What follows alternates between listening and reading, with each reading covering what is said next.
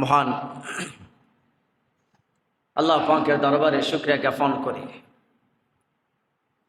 যিনি আমাদেরকে ওই জুমা থেকে জুমা পর্যন্ত আসার এবং বসার তৌফিক দিয়েছেন, সুস্থ রেখেছেন, সুস্থতার নিয়ামত দিয়েছেন,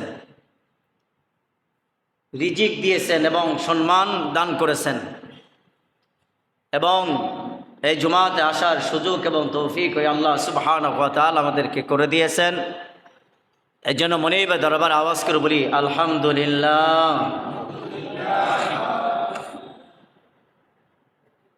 রব্বুল আলামিন যিনি আমাদেরকে রিজিক দাতা, হায়াত দাতা এবং সম্মান দাতা, যার হাতে আমার মৃত্যু এবং যার হাতে আমার রিজিক, সে মহান আল্লাহ সুবহানাহু ওয়া তাআলা যদি আমাদেরকে এখানে আসার সুযোগ এবং তৌফিক না দিতেন, আমরা কিন্তু আসতে পারতাম না। আল্লাহ সুবহানাহু ওয়া তাআলা যিনি আল্লাহ রসুলকে জানান যে আমি যদি কাউকে সেজদা দেবার সুযোগ করে দেই, তাহলে বুঝতে হবে নবী আমি তার পিছনে সমস্ত গুনাহ খাতা মাফ করে দিই।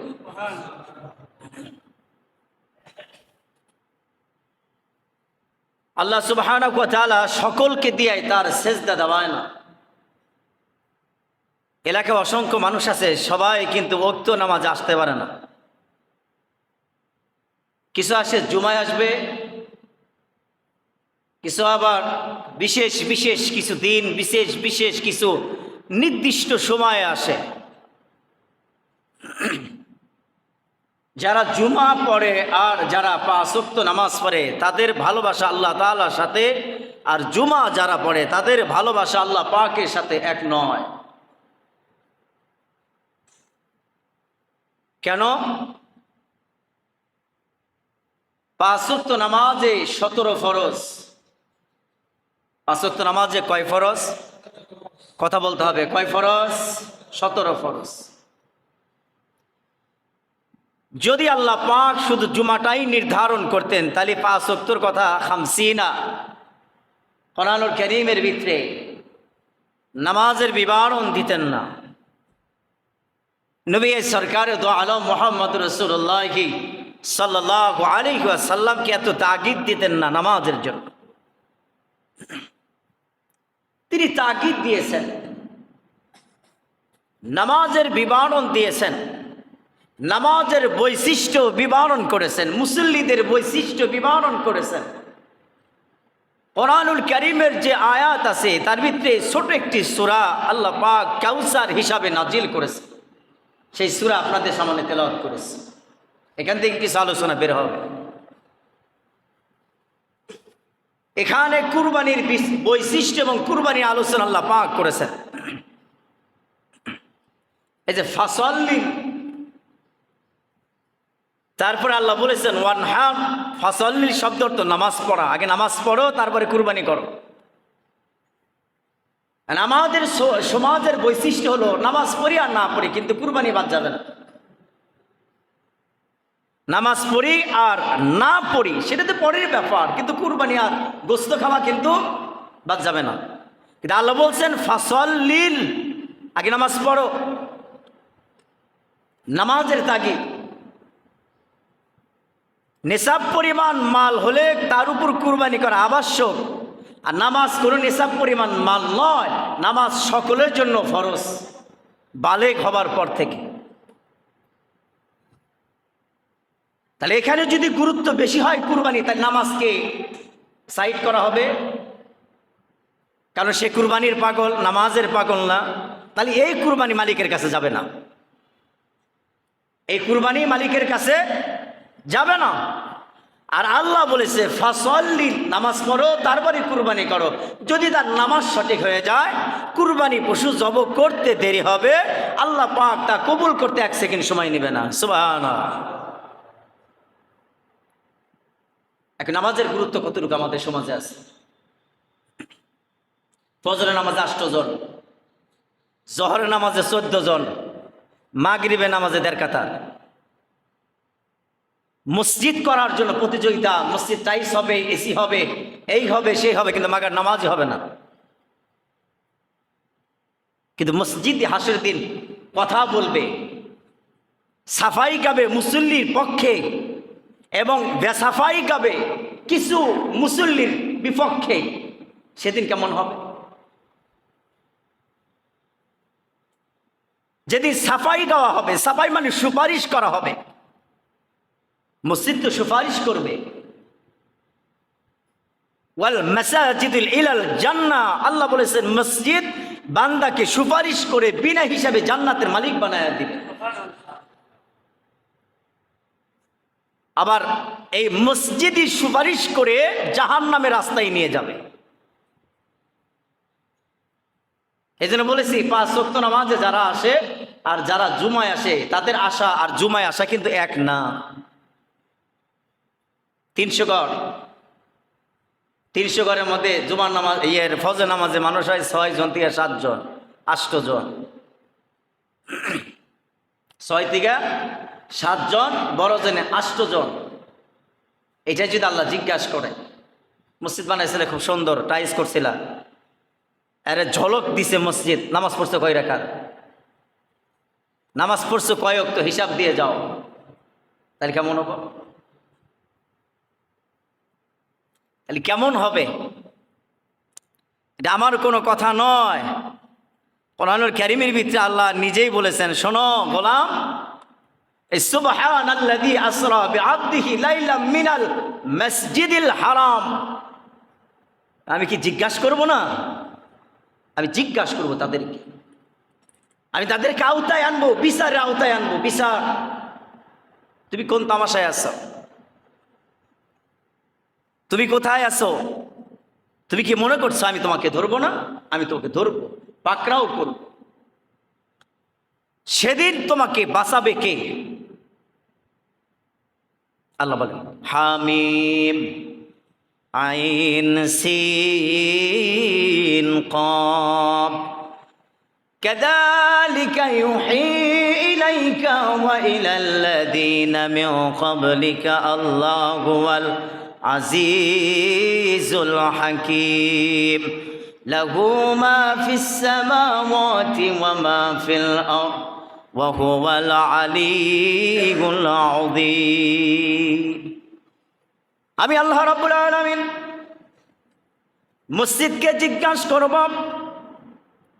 মসজিদ বানানোওয়ালাকে আমি আল্লাহ পাক জিজ্ঞাসা করব, মসজিদে যারা যাইতো তাদেরকেও জিজ্ঞাসা করব, 300 অথবা 280, 90 ঘর সকল মানুষকে আমি জিজ্ঞাসা করব, মসজিদের হক আদায় করছিলা কিনা?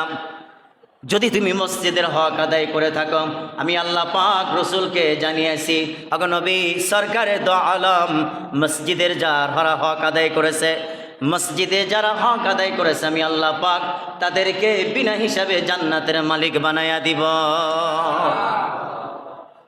কোনো বাধা সৃষ্টি সেখানে হবে না, কারো কাছে অনুমতি না হবে না যে আমি আপনাকে বলে তাকে জান্নাত দিতে চাই। আমার কারো কাছে অনুমতি লাগবে না,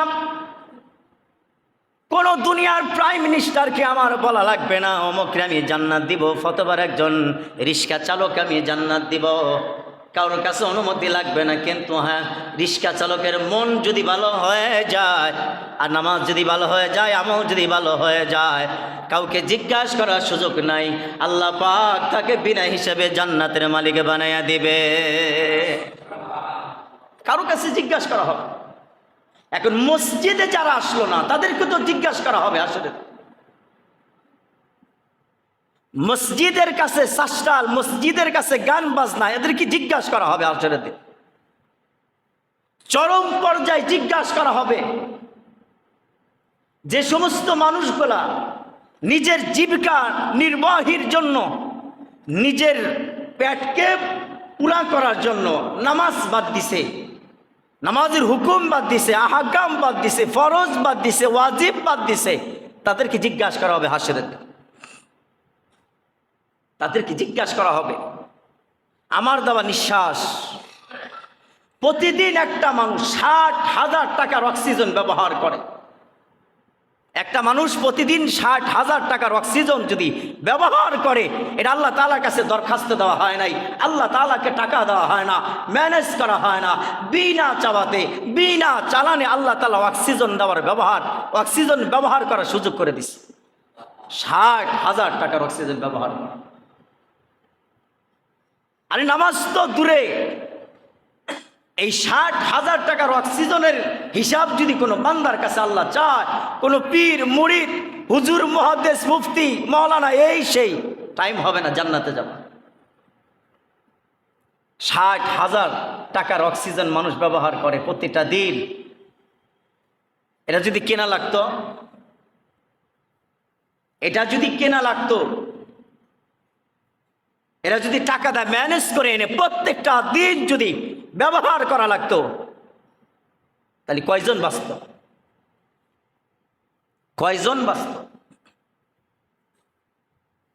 বাঁচত না। শ্বাসরুদ্ধ হয়ে তিনি মারা যেতেন। কিন্তু আল্লাহ বলেছে ইহসান করেছে, ওয়াল ফাদালা বাইনাহুম ইহসানা, আমি ইহসান করেছি তোমাদের প্রতি, যাতে তোমরা আমার অনুগ্রহ, যাতে আমার দয়া, যাতে আমার প্রতি আগ্রহ, যে আমার মনিব আমাকে এত কিছু দান করেছে আর আমি তাকে ডাক দিতে পারবো না সুবহানা রাব্বিয়াল আলা, এটা আমি তাকে ডাক দিতে পারবো না। এই অনুগ্রহের ভালোবাসা যাদের অন্তরে আছে তারাই নামাজ পড়ে, তাদেরকে দিয়াই আল্লাহ পাক নামাজ পড়ায়, এটা বুঝতে হবে। 60,000 টাকার অক্সিজেন প্রতিদিন নিয়ে বড় বড় বিল্ডিংয়ে ঘুমায়া সে মনে করতেছে খাও দাও ফুর্তি করো, দুনিয়াটা মস্ত বড়, আমাকে দেখবে কে, আমাকে ডাকবে কে, কেউ তো আমার নাই, ময়রা দেখো 1 সেকেন্ড থাকতে পারবে না বিল্ডিং, তাই না হেসরায় বারান্দা বের করে দিবে, বালিশও দিবে না, নয় গামছা দিয়া মোড়া রাখবে, নয় তোমারই বাপের পুরান চাদর দিয়া ঢাইকা রাখবে, এর সাথে বেশি কিছু দিবে না, তোষক দিবে না, কম্বল দিবে না। আল্লাহ রাব্বুল আলামিন বলেন, আমি আমার বান্দার প্রতি ইহসান করেছি, দুনিয়ার কোনো ব্যক্তি এমন ইহসান করতে পারে না, আমি আল্লাহ পাক তাদেরকে ইহসান করেছি। একটা খাদ্যনালী মানুষের আমি 60 ফিট লম্বা করেছি, 1-2 ফিট যদি কেটেও ফেলে তারপরে সে বাঁচবে। আমি আল্লাহ পাক 60 ফিট খাদ্যনালী বরণ করার পরে আমি আল্লাহ পাক রসুলকে জানালাম, নবী সরকার আপনি তাদেরকে জানায় দেন তার শরীরের দিকে যেন সে তাকায়, আর তার শরীরের দিকে নিজের বডির দিকে তাকাইলে আমার সে খুঁজে পাবে, এত দূরে যাইতে হবে না। আমি আল্লাহ পাক তার 2টি চোখের ভিতরে 26 কোটি ক্যামেরা দান করেছি, 26 কোটি ক্যামেরা দান করেছি, 26 কোটি। বাঙালি এই নিয়ামত নিয়েই তো শেষ করতে পারবে না। একটা মানুষের দেহের ভিতরে লাখো কোটি কোটি আল্লাহ পাক দান করেছেন টাকা, এগুলো বিক্রি করলে হবে না, তো এগুলো বিক্রি করলে আর দাম দিয়ে শেষ করতে পারবে না। একটা 2টি চোখ, এই 2টি চোখের ভিতরে 26 কোটি ক্যামেরা আল্লাহ পাক ব্যবহার করেছে, সুবহানাল্লাহ, 26 কোটি ক্যামেরা ব্যবহার করেছে আল্লাহ। এই নিয়ামত মানুষ আদায় করে শেষ করতে পারবে না, কিন্তু আল্লাহ পাক তারপরে তাকে ধরে না, ছাড়ে, যে সে নাকি ফেরত আসে আমার কাছে। আল্লাহ যদি আমাদের মতো রাগ হতো, আমাদের মতো যদি উস্কানিমূলক রাগ হইতো, তাহলে একটা মানুষ একটা ঢোক পানি খাবার সুযোগ সে দিত না, আল্লাহ পাক দিত না। কিন্তু আল্লাহ বলেছেন গফুরুর রহিম, আমি আল্লাহ পাক গফুরুর রহিম, আর রহমান আর রহিম, দয়ার সাগর দিয়ে বসে আছি। যদি কেউ গুনাহ করতে করতে ফেরত আসে, আমি আল্লাহ তাআলা পিছনে কাউকে আমি জিজ্ঞাসা করবো না, আমি তাকে মাফ করতে চাই, আমি কাউকে বলবো না, সে ফেরত আসবে, আসতে দেরি হবে, আমি আল্লাহ পাক জিন্দিগির গুনাহ সঙ্গে সঙ্গে আমি আল্লাহ মাফ করে দিব, সুবহানাল্লাহ। এই জন্য 70-80 বছরের বুড়ার দিকে আল্লাহ পাক জিব্বার দিকে তাকায় থাকে। একটা হিন্দু 80-90 বছর বয়স হয়েছে, চামড়া ডিল হয়ে গেছে, এই লোক যদি কালেমা পড়ে, কালেমা পড়ার সাথে সাথে সমস্ত গুনাহ আল্লাহ পিছন থেকে মাফ করে দেয়, সুবহানাল্লাহ। কাউকে জিজ্ঞাসা করা লাগবে না। আর আমি আপনি তো মুসলমান পরিবারে জন্ম নিছি, এটা আমাদের সৌভাগ্য। এখানে আমরা যারা আছি, আমরা কেউ কি জন্ম হওয়ার আগে দরখাস্ত দিচ্ছিলাম আল্লাহ তাআলার কাছে, আল্লাহ পাক আমাকে মুসলিম পরিবারে জন্ম দাও? আপনারা দিছিলেন নাকি? আমি দেই নাই। বিনা দরখাস্তে আল্লাহ পাক মুসলিম পরিবারে জন্ম দিয়েছে আপনাকে আমাকে। আরে মিয়া, ৬০-৬৩ বছর জিন্দিগিতে মুসলিম পরিবারে জন্ম দিছে, এই নিয়ামত আদায় করে আমি আপনি শেষ করতে পারবো না, শুকরিয়া আদায় করে শেষ করতে পারবো না যে আপনাকে আমাকে মুসলিম পরিবারে জন্ম দিছে। আমার বাবা মুসলমান, আপনার মা মুসলমান, আমার মা মুসলমান, এই শুকরিয়া আদায় করে কেউ শেষ করতে পারবে না। কারণ মুসলমান হলে যে কোনো একদিন জাহান্নামে পুরাইয়া টুরাইয়া তারপরে আল্লাহ একবার হলেও জান্নাতে তাকে প্রবেশ করাবে। সুবহানাল্লাহ। কিন্তু যারা বেঈমান তাদেরকে বের করা হবে না, তাদেরকে কি করা হবে না? বের করা হবে না। এছাড়া আফসোস, আজকে 3 থেকে 4টা দিন ধরে আসছি, ফজর নামাজ আপনাদের মুসল্লি নেই। ফজর নামাজে আপনাদের এলাকা থেকে মসজিদে মুসল্লি নেই। আজি মসজিদ এত সুন্দর, মসজিদ এত সুন্দর, কিন্তু মুসল্লি নেই। দোষ কি ইমামের? কথা বলেন, দোষ কি ইমামের? দোষ আপনার, আপনি নামাজ পড়েন। দোষ আপনার চিন্তা চেতনার, আপনার চিন্তা চেতনার ভিতরে আপনার বিবি আর আপনার সন্তান উঠে বসে আছে। বুঝবেন কবে? মরার পরে। মরার পরে বুঝলেও তো লাভ নাই, কারণ মরার পরে বুঝলেও আর ফেরত আসার সুযোগ নাই। তাহলে আপনার বুঝ যদি আপনি না বুঝেন, আপনার ওয়াজ কইরা আমি কিয়ামত পর্যন্ত ওয়াজ করে আমি আপনাকে বুঝাইতে পারবো না। কারণ আপনার বিবেককে আমি জাগ্রত করতে পারবো যে আপনার নামাজ পড়তে হবে। আপনার বিবেকের উপরে আমি হামার মারতে পারবো যে আপনাকে চলে যেতে হবে দুনিয়ার মায়া সব ছেড়ে। আমি এতটুকু আপনাকে করতে পারবো, কিন্তু আপনাকে আমি বাড়িয়ে দিতে পারবো না। তার বিশেষ তাফসিরে মুফাসসির কিরাম বলেছেন, আবু তালেব যখন মৃত্যু সজ্জায়, আল্লাহ পাকের রসুল শীতানে বসা, বারবার বলতেছেন, চাচা কালেমা পড়েন। আপন চাচা, আপনি কালেমা পড়েন। আল্লাহ পাকের হযরত আবু বকর পাশেই বসা, আল্লাহ পাকের রসুল বারবার আবু তালেবকে বলতেছেন, চাচা জি আপনি কালেমা পড়েন, কালেমা পড়েন। ওই সময় একজন মানুষ মুমূর্ষু অবস্থায়, যেখানে কালেমা পড়ার জন্য পিড়াপিড়ি নিষেধ করেছে আল্লাহ রসুল। কোনো মানুষ যদি মৃত্যু সজ্জায় থাকে, তাকে জোরাজুরি করা যাবে না, আপনি ইস্তিগফার পড়েন, তওবা পড়েন, এটা নিষেধ ইসলামে। তার পাশে বসে কালেমা তালকিন দিতে পারে, কালেমার জিকির করতে পারে, সূরাতুল ইয়াসিন তেলাওয়াত করতে পারে। এমন হয়ে যেতে পারে সূরা ইয়াসিনের বরকতে আল্লাহ পাক এই লোকটাকে কালেমা পড়ায়া দুনিয়া থেকে বিদায় করে দিবে। কিন্তু তাকে পিড়াপিড়ি করা যাবে না। আমরা যারা মোটামুটিভাবে শিক্ষিত, তারা হুজুরকে ডাক দেন, আসলে হুজুর আমার বাবাকে একটু তওবা পড়া দেন, জোরাজুরি করে। সে পড়তেই জানে না, তারপরে জোরাজুরি করে। ওইখানে তওবা করা, ওইখানে জোরাজুরি করা নিষেধ ইসলামে, জোরাজুরি করতে পারবে না। তার পাশে বসায়া সে কালেমার তালকিন দিতে পারে, পাশে বসায়া কালেমার তালকিন দিতে পারে। হাবিবে কিবরিয়া রসুলের সরকার দো আলম তিনি বসা, আবু তালেবকে বারবার আল্লাহ রসুল জিজ্ঞাসা করতেছেন, চাচা আপনি একবার শুধু কালেমা পড়েন। সর্বশেষ রসুল বললেন, নবীজি বললেন, চাচা যেহেতু আপনার মুহাম্মদ রাসূলুল্লাহ সমস্যা, তাহলে আপনি শুধু পড়েন লা ইলাহা ইল্লাল্লাহ, শুধু এতটুকু পড়েন, আমার নাম আপনার জপতে হবে না। হাসরের দিন গলার ভিতরে গামছা পেঁচা হইলেও, হাসরের দিন আল্লাহ পাকের সাথে ঝগড়া করে হলেও আমি আপনাকে বিনা হিসাবে জান্নাতের মালিক বানায় দেব। এত আসতে বললেন সুবহানাল্লাহ, জোরে বলেন সুবহানাল্লাহ। গলার ভিতরে গামছা পেঁচা হলেও জান্নাত দিব। আপনি শুধু এতটুকু বলেন মুহাম্মদ রাসূলুল্লাহ তো আপনার সমস্যা, এই নামই তো সমস্যা, এটা বাদ দিয়ে দেন। কিন্তু আপনি শুধু বলেন লা ইলাহা ইল্লাল্লাহ, বাকিটা আমি দেখব। আল্লাহ রসুলকে আবু তালেব বলেন, ভাতিজা তুমি খাইলে আমি খাইতাম, তোমার গোসল করাই দিতাম, তোমার সাবান দিয়ে দিতাম, তোমার কোলে নিতাম, তোমার আমার কাঁধে নিতাম, বুকে নিয়ে ঘুমাইতাম। আমার সন্তান আলী বাড়িতে আসতো, খিদার যন্ত্রণায় ছটফট করত। আমি আগে খানা খাইতে দিতাম না, আগে তোমারে খানা খাওয়াইতাম বরকতময় হিসাবে। কিন্তু ভাতিজা সব মানবো, কিন্তু এই কালেমাটুক মানতে পারছি না।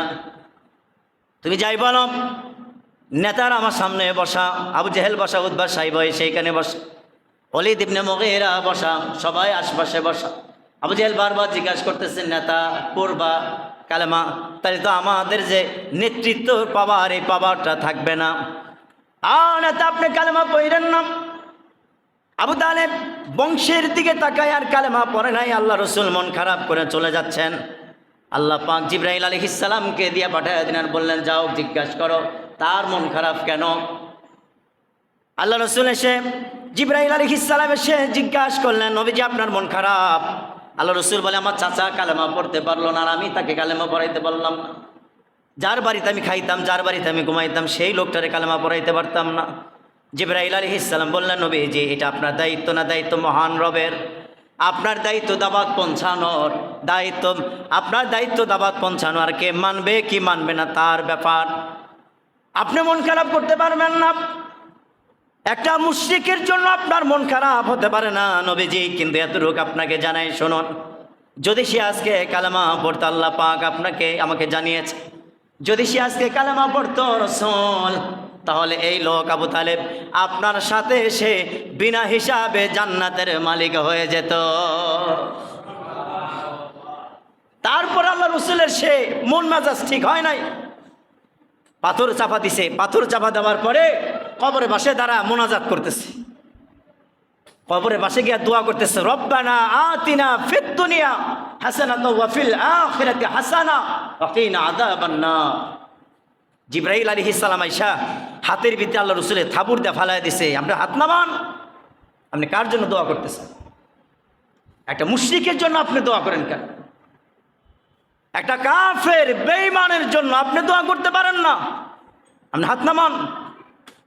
আল্লাহ রসুলের চিন্তা ছিল শেষবেলায় একটু দোয়া করি, যদি দোয়া কবুল করে। চাচা তো আপন চাচা, এটা এখন কিসের? এটা এখন কিসের? এখন দেন না, ওয়াজ করার সময় এটা দেয় মানুষ, রাখেন না, লিখেন। তা আল্লাহ রসুল বলতেছেন যে শেষ সীমানায় এসে যদি সে কালেমা পড়ে, তাহলে তো আল্লাহ পাকের কাছে আমি বলতে পারবো। আর জিবরাইল আলাইহিস সালাম এসে বলতেছে, নবীজি আপনি সরকার রাহমাতাল লিল আলামিন, এটা আমি জানি, কিন্তু আল্লাহ পাক নিষেধ করেছে তার জন্য দোয়া করার জন্য। আর আপনি কবরের পাশে আইসা একজন মুশরিকের জন্য দোয়া করতেছেন।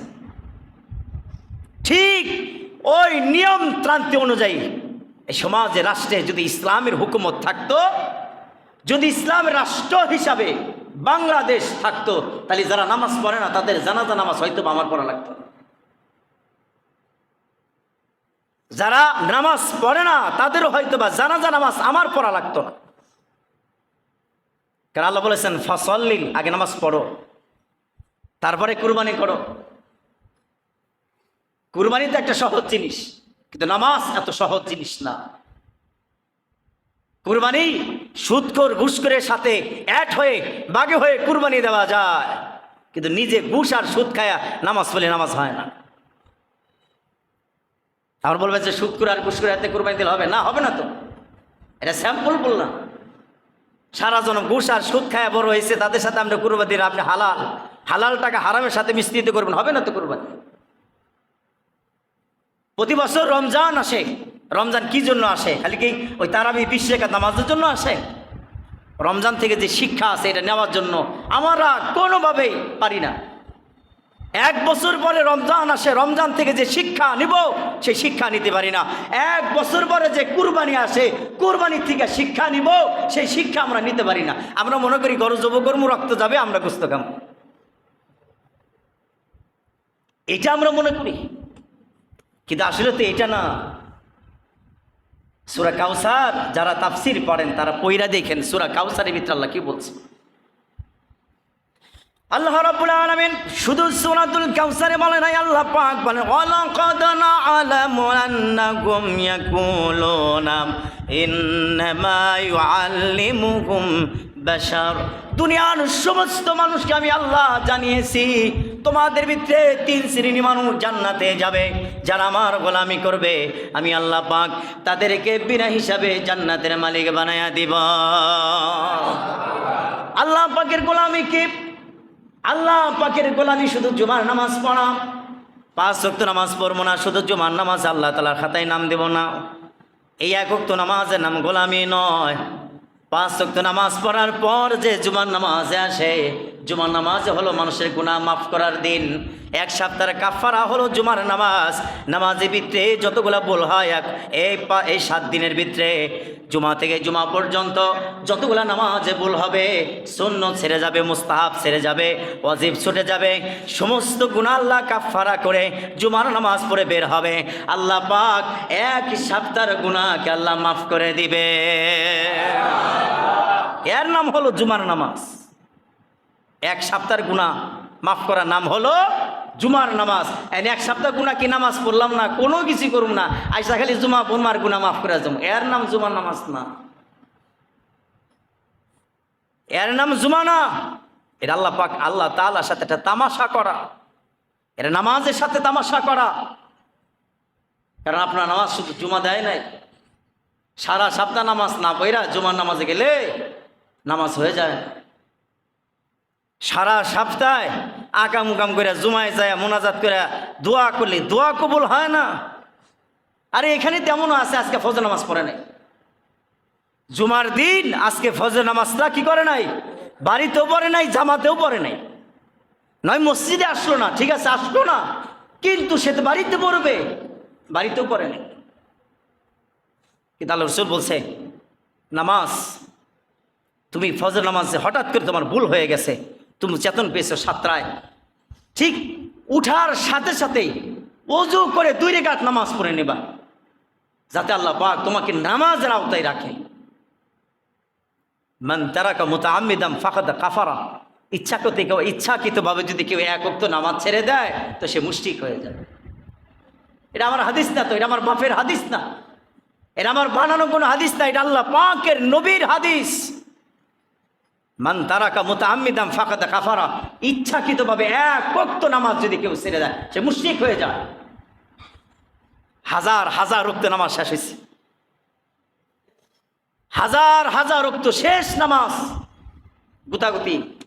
বাংলাদেশ মানে গুতাগুতি, সুন্নি দেয় না কওমিরে, কওমি দেখতে পারে না সুন্নিরে। এ কয় গোল টুপি, ও কয় লম্বা টুপি, ও কয় নিচা টুপি, ও কয় উঁচা টুপি, কেউ কয় ফারা জামা পরো, কেউ গোল জামা পরো, কিন্তু জাতি যে নামাজ পড়ে না এই চিন্তা চেতনা তাদের ভিতরে নেই। এই কম, এই জাতি নামাজ পড়ে না, মসজিদে লোক হয় না, মসজিদে নামাজ হয় না, এই চিন্তা চেতনা নাই। তার চিন্তা চেতনা হলো ও আঁকা বাঁকা হাঁটলো কেন, হুজুর হাঁটলো এইভাবে কেন, আমার সামনে সালাম দিল না কেন, কিন্তু সে কোনোদিন হুজুরকে সালাম দিবে না। সে সালাম নেওয়ার জন্য প্রস্তুত, সে দেওয়ার জন্য প্রস্তুত না। আচ্ছা বলুন তো, সালাম দিলে কয় নাকি? কথা বলেন না কেন? কয় নাকি? 90 নাকি, আর ফিরাইলে 10 নাকি। আচ্ছা লাভ হইল কার? যে সালাম দিল তার লাভ। আর হে মিয়া সাহেব বসে আছে আসনগেরা, আমার হুজুর সালাম দিবে, না দিলে হুজুরের ষড়যন্ত্র চলছে। এই ধান্দাবাজির অবসান করতে হবে, এই ধান্দাবাজি অবসান করতে হবে। এই ধান্দা নিয়ে যারা থাকেন বা চলেন তাতে 3টা মাসালা আছে। 1 নম্বর মাসালা, তারা কোনোদিন কালেমা নিয়ে মরতে পারবে না। মাসলা মানে হাদিস, তারা কোনোদিন কালেমা নিয়ে মরতে পারবে না। আর 2 নাম্বার, বেঈমান হয়ে মারা যাবে। আর 3 নাম্বার, জান্নাতের সুঘ্রাণ তাদের কপালে জুটবে না। আপনারা যে রোগী বা আমিও যে রোগী থাকি, মানে আপনাদের কথা বলতেছি, বাংলাদেশের কথা বলতেছি, বাংলাদেশের যে রোগ, এই রোগ থেকে যতক্ষণ পর্যন্ত না বের হইতে পারবে, সে যতই সেজদা দেখ, কোনো সেজদা মালিকের কাছে যাবে না। আর এই রোগ থেকে বের হয়ে একটা সেজদা যদি দেয়, এক সেজদা কবুল করে আল্লাহ পাক তার জিন্দেগির গুনাহ মাফ করে দিবে, মাফ করে দিবে। কিন্তু রোগ তো চারদিকেই, সারা শরীরে এই রোগ। নামাজ পড়ি না এই রোগ, গুনাহ করি এই রোগ, গীবত করি এই রোগ। রোগের অভাব নাই, ট্রিটমেন্টটা দিবেন কেমনি? ট্রিটমেন্ট তো করবে হুজুরে। আপনার কলবের রোগের চিকিৎসা করবে পীর আর হুজুররা। আপনার কলবের চিকিৎসা না করলে আপনি ভালো মানুষ হইতে পারবেন না। তো আপনি উপরে ভালো দেখলে কি হবে? চামড়া সুন্দর, তাতে কি? চামড়া সুন্দর হইলে আল্লাহ দইরা জান্নাত দিয়ে দিবে? আরে না, চামড়া সুন্দর হইলেই সে জান্নাতে যাবে এমন কোনো কথা নয়। রিস্কা চালায় সে জান্নাতে যাবে, আর বড় লোক জান্নাতে যাইতে পারবে না। আবার বড় লোক আছে জান্নাতে যাইবে, রিস্কা চালায় সে জান্নাতে যাইতে পারবে না। বিষয়টাই এমন না, বিষয় হলো আমল। কবরে কে আমল নিয়ে যাইতেছে? আল্লাহ রাব্বুল আলামিন বলেন, আমি আল্লাহ পাক দুনিয়ার সমস্ত মানুষকে আমি আল্লাহ মেসেজ করেছি। যে মেসেজ দিয়ে আমি আল্লাহ জানালাম, কোরআনুল কারীমের ভিত্তিতে জানিস, দুনিয়ার সব মুসলমানদেরকে আমি আল্লাহ জানালাম, শোনো গোলাম, যদি তুমি আমার হুকুম হাকাম মানতে পারো, আমি সুন্দর দেখবো না, কালা দেখবো না, উঁচা দেখবো না, খাটো দেখবো না, বড় লোক দেখবো না, ধনী দেখবো না, চাষা চাষি আমি কিছুই দেখবো না। তুমি যদি আমলদার হয়ে যাও, কবরে রাখার সাথে সাথে আমি আল্লাহ পাক কবরটাকে জান্নাতের বাগান বানায়া দিব। আমি জান্নাতের বাগান বানায় দেবো কবর। আর যদি তুমি আমল ছাড়া আসো, তাহলে তোমার সাথে আমার সাক্ষাৎ হবে, তোমার সাথে আমার কিছু হিসাব নিকাশ আছে। 13 কোটি ক্যামেরা তোমার চোখে দিছি, আর হিসাব আমি নিব তোমার কাছ থেকে। অক্সিজেন প্রত্যেকটা দিন 60,000 টাকার অক্সিজেন তুমি ব্যবহার করেছো, আর হিসাব আমি তোমার কাছ থেকে নিব। আর যদি তুমি নামাজি হয়ে যাও, আর যদি তুমি আমলদারি হয়ে যাও, এগুলা কোনো কিছু হিসাব আমি আল্লাহ পাক নিব না। আমি আল্লাহ তাআলা তোমাকে বিনা হিসাবে জান্নাতের মালিক বানিয়ে দেব। সুবহানাল্লাহ। জিকির করে লা ইলাহা ইল্লাল্লাহ, জোরে লা ইলাহা ইল্লাল্লাহ, লা ইলাহা ইল্লাল্লাহ,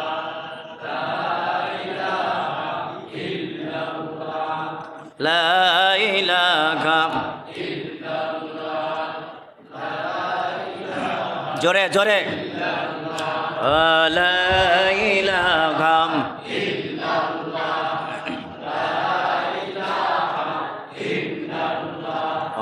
লা ইলাহা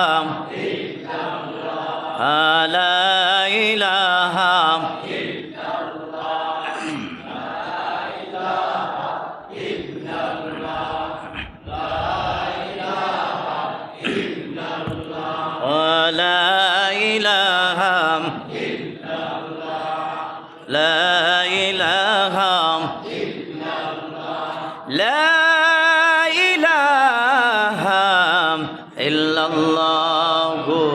মুহাম্মাদুর রাসূলুল্লাহ। এজন্য বিধান অনুযায়ী আল্লাহ পাক যে হুকুমগুলা করেছেন আমাদেরকে, সে হুকুমগুলো আমরা মানব। আপনি দুনিয়ায় চিরদিন থাকতে পারবেন না, আপনি যেই সেই হন। দেখছেন পৃথিবীতে কেউ চিরস্থায়ী থাকছে? আপনি কেন? আমার রাসূলই থাকতে পারে নাই। নূর নবীজি মুহাম্মদ রাসূলুল্লাহ সাল্লাল্লাহু আলাইহি ওয়াসাল্লাম, তিনি থাকতে পারে নাই। তার কাছে আজরাইল আলাইহিস সালাম অনুমতির জন্য আসছে। আর আমার আপনার কাছে কি অনুমতি নেওয়ার জন্য আসবে? যে সিকান্দার মণ্ডল সাহেব, আগামীকালকে 3টায় আপনার জানাজা, আপনার ইন্তেকাল হবে, আপনি কিন্তু প্রস্তুত থাকেন, এরকম কেউ পয়গাম নিয়ে আসবে, সংবাদ দিয়ে যাবে আজরাইল? না, যখন তখন মৃত্যু হয়ে আসতে পারে। এই যে অনেক মানুষ বসে বসে টিভি দেখেন না, একের বিশাল আকারে 36, 32, 52 ইঞ্চি টিভির মিত্রে মোটামুটি আপনাদের নাতিগুলা দেখেন না, একটু নাচানাচি দেখেন তো, নাতিগুলা দেখেন। এই সময় যদি ইন্তেকাল হয়ে যায় আপনার, আপনি কি মনে করছেন যে আপনি মুসলিম হইয়া যান, আপনি মুসলিম হইয়া মরতে পারবেন? শাসটালে গুনার জায়গা, হারামের জায়গায় যদি কেউ ইন্তেকাল করে, সে যেই হোক, হুজুর হোক আর মুহাদ্দিস হোক, পীর ও কামেল হোক আর যেই হোক, আপাতত সে মুসলমান হইয়া মরতে পারবে না।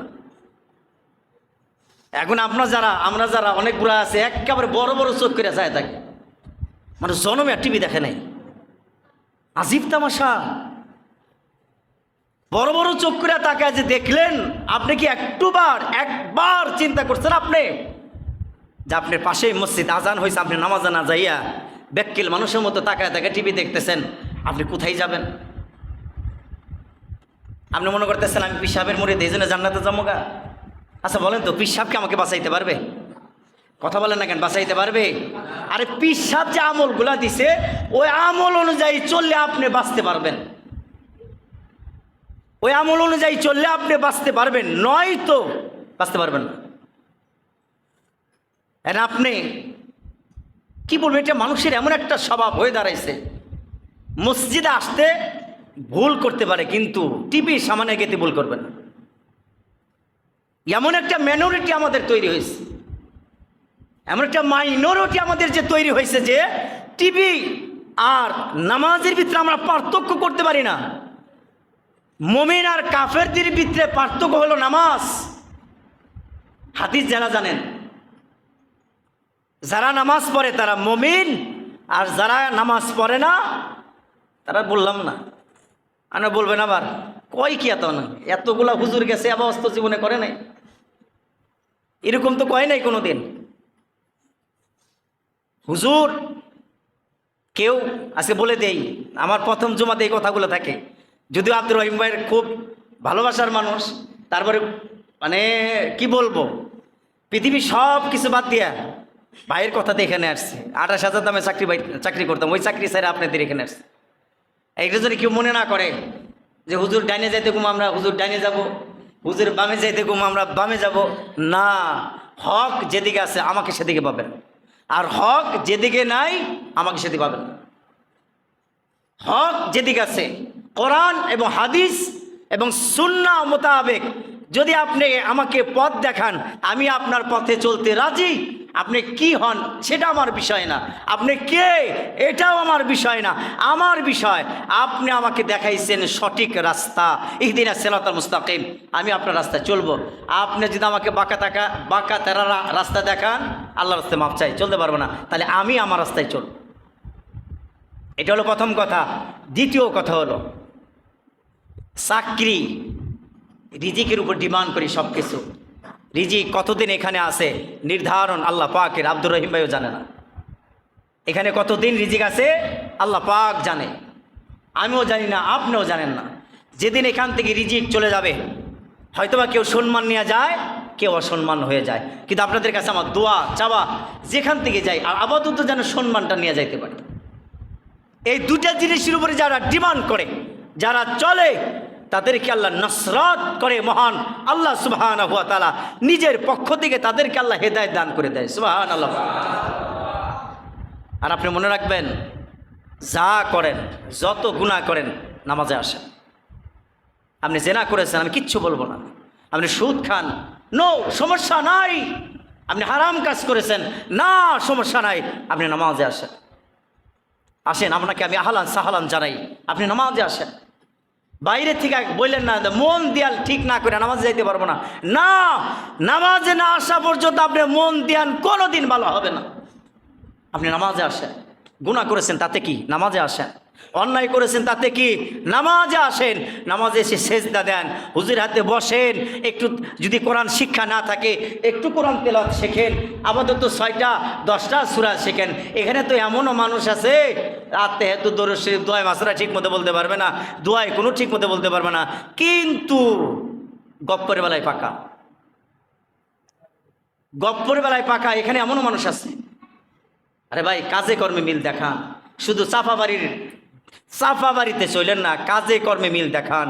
কারণ আপনাকে দোয়ায় কুনুত পড়তে হবে। আপনি যদি বেতের নামাজ পড়তে চান, আপনাকে দোয়ায় কুনুত পড়তেই হবে, না পড়লে বেতের নামাজ হবে না। আপনি সেটা তো জানলেন। আপনি 6 কালেমা শিখতে হবে না, 4 কালেমা শিখলেই হবে। কিন্তু কালেমা যে পড়েছেন লা ইলাহা ইল্লাল্লাহু মুহাম্মাদুর রাসূলুল্লাহ, এই কালেমার হাকিকত আপনাকে বুঝতে হবে। এই কালেমাটা কেন? আপনি সেজদা দেন, সুবহান রব্বিয়াল আলা বলেন। কেন সুবহান রব্বিয়াল আলা বলেন? আপনাকে হাকিকত বুঝতে হবে। শরীয়ত না বুঝলে মারিফত বুঝবেন না, আর মারিফত নিয়ে টানাটানি করলে শরীয়ত থাকবে না। এই কভারিং করতে হবে, মনে রাখতে হবে আপনাকে কবরে যাইতে হবে, আর ওই গোরস্থানে আপনাকে রাখবে। আমি তো এখানে অবাক হয়ে গেলাম। আমি যত জায়গায় চাকরি করছি, জুমার দিন আপাতত ফজরের পরে সবাই মিলে গোরস্থানে যাইতাম, কবরস্থানে বাপমার কবরগুলা জিয়ারত করে আসার জন্য জিয়ারত করে আসতাম। আর আপনাদের এখানে এমন ধন্য, আপনারা এমন সুসন্তান আপনারা, যে ফজর নামাজে তো আসেনি না, কবরস্থানে দাঁড়ান কিনা সন্দেহ আছে, কবরের কাছে দাঁড়ান কিনা সন্দেহ আছে। একটা দিন কি আসা যায় না ফজরের, জুমার ফজরের পরে আমরা সবাই মিলে গোরস্থানে যাব? আমরা পারবো না ইনশাআল্লাহ? কথা বলেন, পারবো না ইনশাআল্লাহ? পারবো। এই কাজটা করেন, উপকার হবে। আপনি আপনার বাপমার কবরে বাসা যাবেন, আল্লাহে বলে যাচ্ছে এখান থেকে, আপনার সন্তান আপনার কবরে বাসা যাবে। মনে রাখবেন, আপনি যা করবেন আপনার সন্তান তার বিপরীতটা করবেন। আপনি যা করবেন যদি আল্লাহর জন্য করেন, তাহলে আল্লাহ পাক আপনার কাজগুলো আপনার সন্তান দিয়া করাবে। আর আপনি যদি বিপরীত করেন, আপনার সন্তান ডবল বিপরীত করবে, ডবল বিপরীত করবে। এটা বুঝতে হবে আপনাকে। এজন্য আমরা ফজর নামাজ আসবো। 2 ওয়াক্ত নামাজ পড়লে আল্লাহ পাক তাদেরকে বিনা হিসেবে জান্নাত দিবেন। 1 নম্বর ইশা, 2 নম্বর ফজর। এই 2 ওয়াক্ত নামাজ যদি কেউ মেন টাইম করে, আল্লাহ পাক 2 দল ফেরেশতা তাদেরকে সাক্ষী দিয়া সুপারিশ করে বিনা হিসাবে জান্নাতের মালিক বানায় দিব। 2 দল পৃথিবীতে 2 দল ফেরেশতা আসে। কষ্ট হচ্ছে নাকি আপনাদের? পৃথিবীতে 2 দল ফেরেশতা আসে। এক দল আসে এশার পর, এশার নামাজের পরে একদল ফেরেশতা পৃথিবীতে আসে, একদল চলে যায়। আবার আরেক দল আছে সুবে সাদেকের সময়, সুবে সাদেক থেকে এশা পর্যন্ত চলার জন্য, সারাদিন নিয়ন্ত্রণ করার জন্য, মানুষকে নিয়ন্ত্রণ করার জন্য একদল ফেরেশতা আছে। এই সুবে সাদেকের আগে যে আমরা ফজর পড়ি, আর এশা নামাজের পরে যে আমরা এশা নামাজে পড়ি, এই 2 দল ফেরেশতা আল্লাহ পাকের কাছে সাক্ষী দিবে, আমরা 2 দল ফেরেশতা এই লোকগুলা দেখেছি, তারা নামাজে গিয়েছে, ফজর পড়েছে, এশা পড়েছে। আল্লাহ তুমি তাদেরকে কেন মাফ করবা না? তাদের কথার অ্যাবিলিটির উপরে আল্লাহ পাক এই লোকগুলাকে বিনা হিসাবে জান্নাতের মালিক বানায় দিবে। ওয়াল মুনাফিকুন আল কাদ্দা, আল্লাহ নিজে বলেছেন এই 2 ওয়াক্ত নামাজ পড়লে তাদের নামগুলো করে দিন মুনাফিক লিস্টে উঠবে না। আর আমি আপনি এশার সময় গল্পে কাটে, ফজরের সময় ঘুমে কাটে। এত ঘুম আপনার, এত ঘুম। আপনি ঘুম পারেন, আর আপনি যাদেরকে খাওয়ান তারা ডবল ঘুম পারে। মানে আপনার সন্তান আর স্ত্রীর কথা বলছি। আপনি 8টার সময় ধরেন 7টায় ওঠেন, আপনি দেখবেন আপনার স্ত্রী একটু পরে ওঠে, অথবা তার 10 মিনিট আগে ওঠে। আর আপনি যদি ফজর নামাজে মসজিদে আসতেন, স্ত্রীর ঘাটটা তুলে দেয়, নামাজ পড়বা ফজরের, আমি আইসা যেন দেখি কোরআন তেলাওয়াতে তুমি আসো। আর আমার ঘরে তো কোরআন তেলাওয়াত চলে না। আমার ঘরে কোরআন তেলাওয়াত, কারণ বিবি নামাজ পড়ে না, সে কোরআন তেলাওয়াত কি বুঝবে? অথচ আল্লাহ রসুল বলেছেন প্রত্যেকটা বাড়িতে যদি সূরা ইয়াসিন তেলাওয়াত হয়, ওই বাড়িটা আল্লাহ জান্নাতের বাগান হিসাবে ঘোষণা করে দেন। যদি প্রত্যেকটা বাড়িতে সূরাতুল ওয়াকিয়া তেলাওয়াত হয় মাগরিবের পরে, ওই বাড়িতে আল্লাহ পাক কোনোদিন রিজিকের সংকট কোনোদিন করে না। সূরা মুলুক যে বাড়িতে তেলাওয়াত হয় এশারের পর, ওই বাড়ির লোকগুলা যদি মারা যায়, আল্লাহ পাক বিনা হিসাবে জান্নাতের মালিক বলে ঘোষণা করে দেয়। কই আপনি তো এইগুলা জানেন না, আপনার এগুলা জানা নাই। আপনার স্ত্রী নামাজ পড়ে না, রাত 10টা 11টা পর্যন্ত টিভি নিয়ে সামনে, মোবাইল নিয়ে সামনে আপনার সন্তান। আপনি বাবা নামের কলঙ্ক। কে বলছে আপনি বাবা? আপনি মেয়েকে শিক্ষিত বানাচ্ছেন, ছেলেকে শিক্ষিত বানাচ্ছেন না। আপনার ছেলেকে শিক্ষিত বানাচ্ছেন বটে, কিন্তু নৈতিক চরিত্র আপনি শিক্ষা দিতে পারছেন না। আপনি তাকে নামাজ পড়তে হবে, অভিজ্ঞতা তার ভিতরে নাই। তার কোরআন তেলাওয়াত করতে হবে, অভিজ্ঞতা তার ভিতরে নাই। এই জন্য শর্ট প্যান্ট পরে ঘুরে, আঁটুর উপর কাপড় পরে ঘুরে পোলাপান। আপনি দেখেন না শহরে পোলাপানগুলো আঁটুর উপর কাপড় পরে সকালবেলা দৌড়ায়, ফরজ তরফ করে দৌড়ায়। কেন? বাবা মার শিক্ষা নাই। এই জন্য কোরআন হাদিসের শিক্ষা নাই তো নাই, কিন্তু বাবা মার বড় শিক্ষা। পোলাপান সন্তানাদির প্রথম শিক্ষাগুরু হলো তার বাবা মা, প্রথম শিক্ষাগুরু। কিন্তু কে বলবে কার কথা? হুজুর যদি এগুলা বলে তাহলে আবার না হুজুর বেশি দিন থাকে কিনা দেখলো, এগুলো চিন্তা চেতনা করার কোনো সুযোগ নেই। আপনি কাম আপনি করবেন, আমার কাম আমি করব। আমি রিজিকের উপর ডিমান্ড করি, রিজিক যতদিন আছে আমি থাকবো, রিজিক থাকবে না, পৃথিবীর কেউ আমাকে ধরে রাখতে পারবে না, কেউ না। 28,000 টাকা দামের চাকরি 4 মাস করে ছেড়ে আসছি, আমার মাল সামান আটকা দিছিল, 2.5 ঘন্টা মাল সামান আটকা দিছিল, আসতে দিবে না, তারপরে আসছি, কারণ রিজিক আমার নাই তো ওখানে। তো এখানে কয়দিন আছে এটা বলতে পারবো না, তো ওই চিন্তা চেতনা নাই, তো যে কয়দিন থাকবো ওয়াজ একটু করাই হবে, মাথা হবে, করা হবে, সার হবে, সার দেওয়া হবে না, হবেই। কিন্তু মন খারাপ করে থাকবেন, থাকেন গা। আমি কথা বলি আল্লাহর জন্য, আমি ব্যক্তিগত স্বার্থের জন্য কথা বলি না। আমি ব্যক্তিগত স্বার্থের জন্য কথা বলি না, আমি কথা বলি আল্লাহর জন্য। কারণ এই যে 300 ঘর নাকি আপনাদের সমাজে, কত ঘর আব্দুর রহিম ভাই? 300 ঘর আপনার সমাজে খানা। এই 300 ঘরের প্রত্যেকটা পুরুষ সম্পর্কে আমাকে জিজ্ঞাসা করা হবে। আসলে 300 ঘর সম্পর্কে আমাকে জিজ্ঞাসা করা হবে যে 300 ঘরের বাড়িওয়ালাদেরকে নামাজের দাওয়াতটা তুমি পৌঁছাইছিলা কিনা, হিসাব দিয়া যাও। এই জন্য আমি 2-3টা চাকরি করবো না তো, যে আমি ওইখানে প্রাইভেট পড়াবো, ওইখানে দৌড়াদৌড়ি পারবো, সাইকেল ওইখানে যাব, এরকম চিন্তা চেতনা নাই। আপনারা যদি আমাকে সহযোগিতা করেন, প্রতিদিন একজন একজন করে আমরা ধরবো ফজরের পরে। যেমন একদিন ধরলাম রহিম ভাইকে, রহিম ভাই তোর ফজর নামাজ পড়ে না, রহিম ভাইকে ধরলাম, ধরেন কথার কথা। তারপর একদিন ধরলাম রুহুল আমিন ভাইকে, তারপর ফারুক ভাইকে। মানে আগে যারা দায়িত্বে আছে তাদেরকে আগে আনি, যারা দায়িত্বে আছে আগে তাদেরকে আনি, তারা বুঝুক মসজিদে টাইস সুন্দর হয়েছে, মসজিদের ভালোবাসা লাগবে না? মসজিদের ভালোবাসা কি? মসজিদে গিয়ে নামাজ পড়ে, এটা হলো মসজিদের ভালোবাসা। এগুলা মসজিদে টাইস করা। আগে যারা কমিটি ছিল অনেক কিছু করছে, কিন্তু যারা একটু ভুল করছে দুর্নাম বেশি, কিন্তু সুনাম নাই। ঠিক তেমন এখানে যতই যাই করুক, এই যে এসি আনা হয়েছে, আপনারা জানেন কিনা জানি না, এসি আনা হয়েছে, এসি করবে এরা যদি জায়গা, তারপরে কমিটি যারা আসবে, কিছু মানুষ বলবে কিছু করছে ভালো, আর ব্যক্তি খারাপই করছে। বাস্তব এটাই হয় সমাজ। এজন্য সম্মানিত হাজিরিন, আমরা প্রত্যেক দিন যদি আপনারা ফজর নামাজে আসেন, যুবক তোমরা যারা আসো ফজর নামাজে যদি আসো, প্রত্যেকটা দিন একজন করে আমরা টার্গেট করে ধরবো। 40 দিন 40 বারে গেলে 40 জন মুসল্লি বাড়বে, বাড়বে না? কথা বলেন, বাড়বে না? বাড়বে। এখন আপনারা যদি আমাকে সহযোগিতা না করেন, তাহলে আমি যাব আসবো খাবো, যাব আসবো খাবো, নামাজ পড়বো, শেষ। আমাকে সহযোগিতা করতে হবে।